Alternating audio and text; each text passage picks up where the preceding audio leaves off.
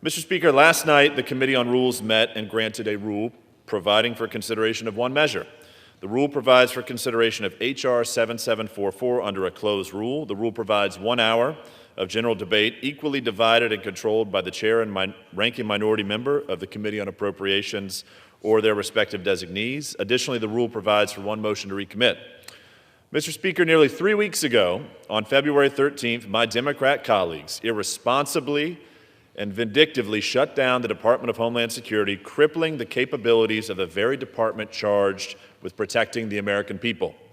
Leading up to that moment, I brought forth a rule that allowed the House to concur in the Senate amendments to H.R. 7148, the Consolidated Appropriations Act of 2026, legislation that funded the remainder of the federal government through the end of the fiscal year, with the exception of the Department of Homeland Security.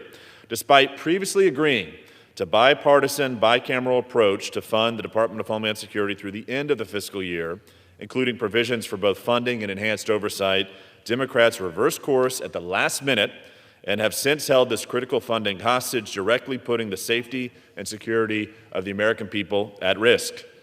Mr. Speaker, I return today to give my Democrat colleagues the opportunity to reverse course on this dangerous lapse in leadership and move legislation forward that provides full funding for the personnel, training, and technology necessary to protect our homeland and keep our communities safe, secure, and resilient.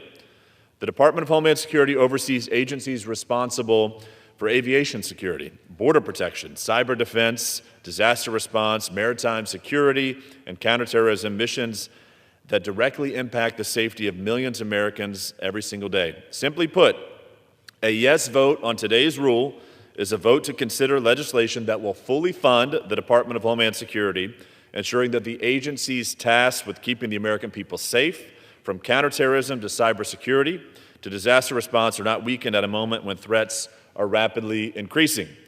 A yes vote on today's rule is a vote to stand with the men and women on the front lines of our national security, from Coast Guardsmen to TSA officers to cyber defenders, law enforcement personnel, and emergency responders who are now working every day without pay to keep our country safe. And a yes vote on today's rule is a vote to consider legislation to end this Democrat shutdown of the Department of Homeland Security and restore the resources necessary to defend the American people. Mr. Speaker, the need to fully fund the Department of Homeland Security becomes even clearer when we consider the serious global threats facing our country today. For nearly 50 years, the Islamic Republic of Iran, the #1 state sponsor of terrorism, has called our country the Great Satan and indoctrinated generations of its people with a chance of death to America, making clear it's a commitment to our destruction.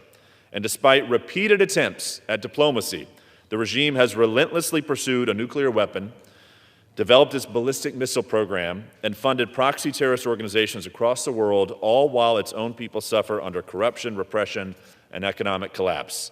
This past Saturday, President Donald J. Trump kept his promise, decisively authorizing Operation Epic Fury, a large-scale kinetic military operation targeting key regime military infrastructure and leadership responsible for incessant aggression and attacks against the United States and our allies.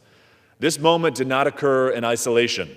It was the result of decades of sustained hostility by the Iranian regime toward the United States, just as the maniacal Iranian regime was reaching the nuclear weapon threshold. To the American people, the timeline is clear.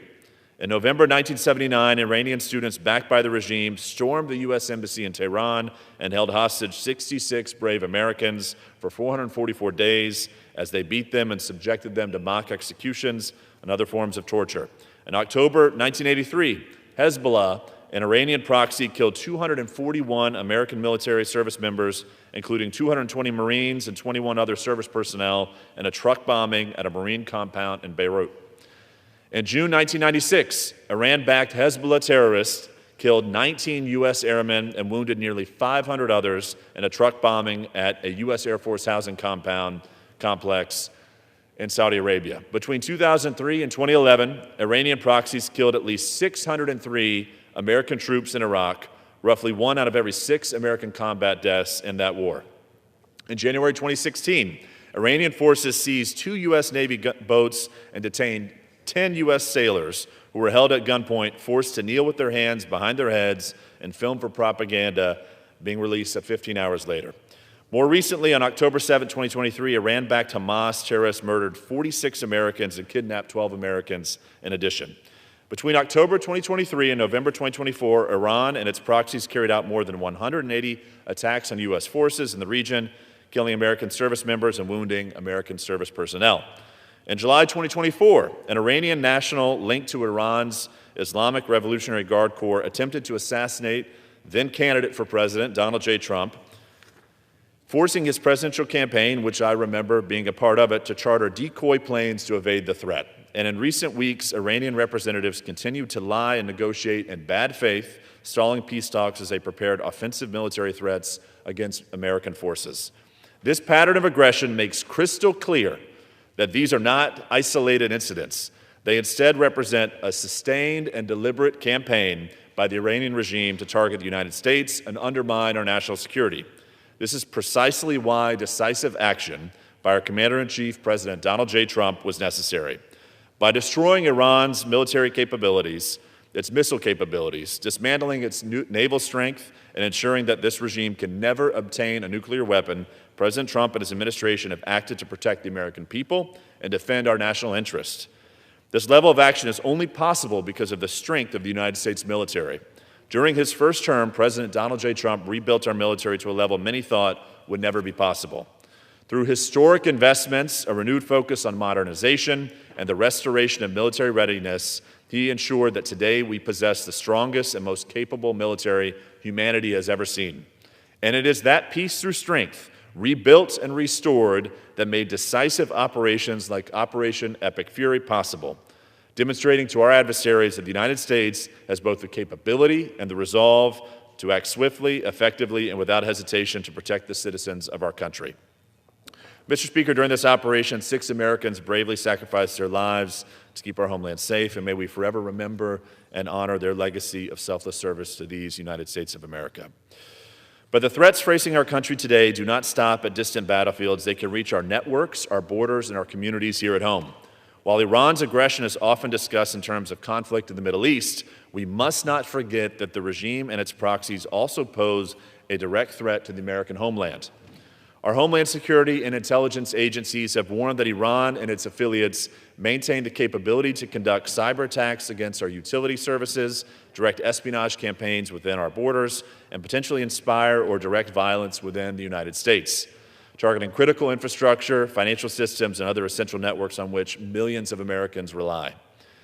That is why President Trump's Department of Homeland Security plays such a vital role in coordinating intelligence, strengthening cyber defenses, securing transportation systems, and protecting the American homeland from emerging threats.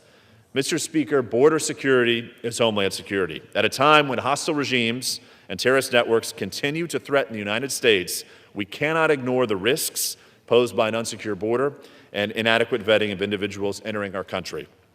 Ensuring that terrorists, traffickers, and foreign operatives cannot exploit weakness in our immigration system is a fundamental responsibility of the Department of Homeland Security.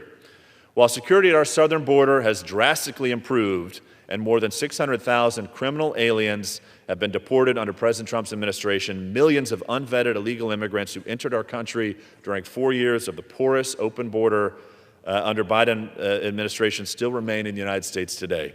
Among these illegal immigrants are members of violent transnational gangs, some of which have ties to Iranian-backed terror networks who threaten the safety of American communities. At a time of heightened global tensions and increasing threats, the presence of even one dangerous individual within our borders poses a serious risk to America. If we look at results here at home today, we have seen real progress in safety and security under President Trump, proof that his approach works and can be trusted abroad. Under President Trump's leadership, fentanyl deaths fell by 34% in 2025 as trafficking across our southern border was cut in half. Violent crime has declined nationwide, with homicides experiencing one of the largest single-year drops on record. In cities where enhanced enforcement has taken place, the results have been even more dramatic. Murders here in Washington, D.C. have dropped 60%. Chicago saw its lowest number of murders since 1965. Memphis saw 200 fewer murders and a 40% decline in shootings, and New Orleans' homicide rate reached its lowest level in 50 years. Mr. Speaker, these outcomes exemplify what strong leadership and commitment to law and order can achieve. But maintaining that progress requires a fully functional Homeland Security apparatus. And Mr. Speaker, I would like to make one thing clear for the record and for everyone who's watching today, despite what some of my Democrat colleagues may be telling their constituents as they fear primary challenges from the left, this debate is not about funding ICE or CBP. Those agencies were already fully funded through H.R. 1, the One Big Beautiful Bill Act, which was enacted last year. This debate is about the rest of the Department of Homeland Security. The agencies responsible for counterterrorism, cybersecurity, disaster response, aviation security, maritime security, and other critical missions that protect the American homeland. By refusing to fund the remainder of the Department of Homeland Security, my Democrat colleagues have left critical Homeland Security missions vulnerable at a time when threats against our country are increasing. And the consequences of that decision are already being felt. Due to the Democrats' Homeland Security shutdown, our country's cyber defenses remain weakened, leaving critical infrastructure like hospitals, water systems, and energy grids more vulnerable to attacks from adversaries like Iran. Due to the Democrats' Homeland Security shutdown, our Coast Guard faces disruptions to essential missions like search and rescue, port security, and drug interdiction, while service members in harm's way are left without the full support and pay that they deserve. Due to Democrats' Homeland Security shutdown, TSA officers who service airports like Hartsfield-Jackson, Atlanta International Airport, as well as other airports across our country, are forced to work without pay, hurting morale, straining staffing, and increasing the risk of security gaps, delays, and disruptions in our airports. And due to the Democrats' Homeland Security shutdown, FEMA is stretched to its limits, jeopardizing disaster response, recovery efforts, and preparedness as severe weather threatens communities across the country. Passage of the resolution today allows the House of Representatives to consider, debate, and pass legislation that ends this Democrat shutdown and fully funds the Department of Homeland Security, ensuring that agencies charged with protecting the American people are equipped with the resources necessary to carry out their critical missions without disruption. Mr. Speaker, protecting the American people should never be a partisan issue. Regardless of party, every member of Congress has a responsibility to ensure the agencies tasked with defending our homeland have the resources they need to do their jobs. It should really be that simple. I urge all of my colleagues to vote yes on House Resolution 1095 because it allows this House of Representatives to carry out its most fundamental duty to govern, to safeguard the American people, and to confront the serious threats facing our country today with strength, clarity, and resolve. A yes vote today allows us to end the Democrats' Homeland Security shutdown and protects our homeland. Mr. Speaker, I reserve the balance of my time. Gentlemen.